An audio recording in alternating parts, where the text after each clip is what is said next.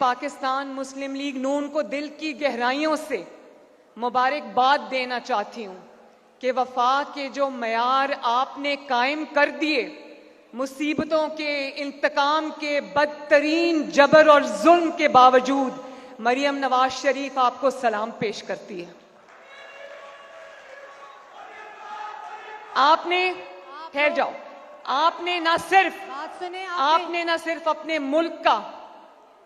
سبز ہلالی پرچم کا، اپنی قوم کا سر نہیں جھکنے دیا، آپ نے اپنے صدر شہباز شریف کا سر نہیں جھکنے دیا،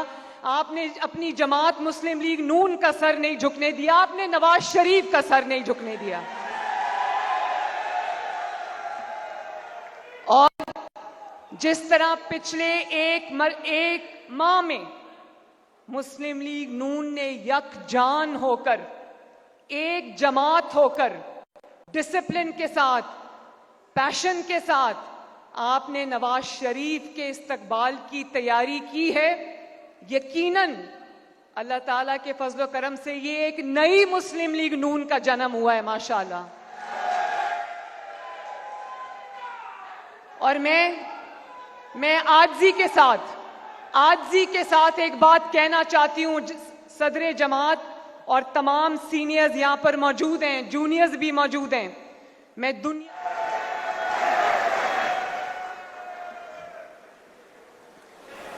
میں ایک بات کہہ کر پھر دعوت دوں گی president P M L N کو۔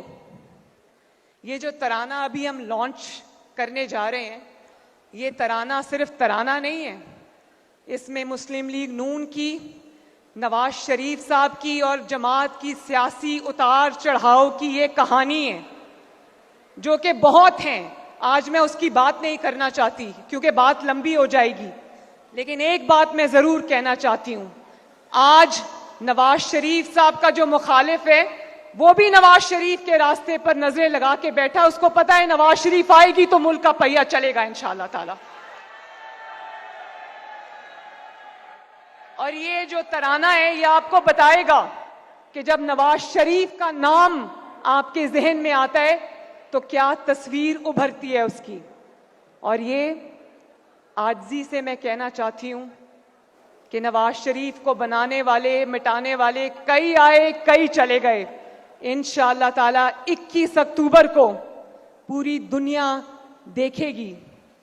کہ نواز شریف کا ایک عروج،